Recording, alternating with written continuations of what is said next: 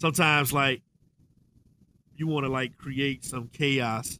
Maybe not necessarily like wanting to leave the relationship just yet, but you want to create the chaos. You want to like blow some stuff up because you don't want to show your vulnerability and you're unhappy with the way that the relationship is going, and this will create some chaos to help push things along a little bit if you do step out. Yeah, I can relate to that. I've done that before. I did that with hula hoops and a Cheerio because I didn't want to be there in the first place, and I did feel the need to create some chaos to avoid having to be fully vulnerable because that's what's required of the boyfriend in the relationship.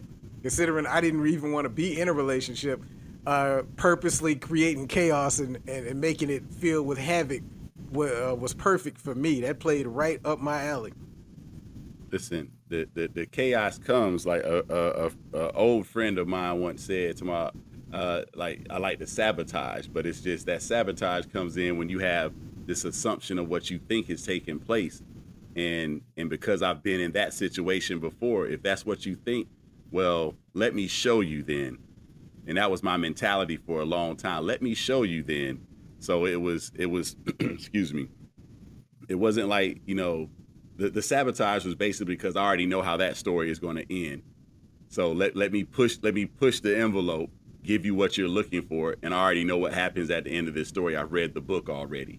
It's nothing new under the sun. So let me go ahead and push that instead of saying, I don't want to be with you anymore. Okay, let me give you what you're looking for.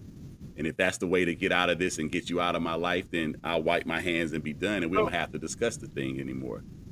Trump, is that being childish? Like, is that or should we just open up and say, listen, these are the things that I don't like?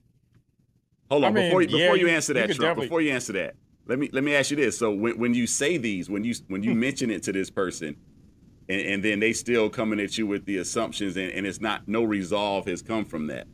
When you brought it up to their attention, like, okay, the lack of sex or whatever the issues may be, and they deny that, and you continue with what I just previously said. But go ahead, Trump. I'm sorry.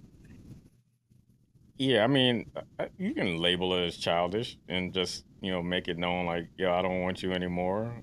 But as we've said time and time again, a lot of times the truth hurts. And that leads to even more issues. Like either they don't accept it or they're going to be like, I'll try, or you can't even get out of the situation. Like some people are in a situation where they're unhappy.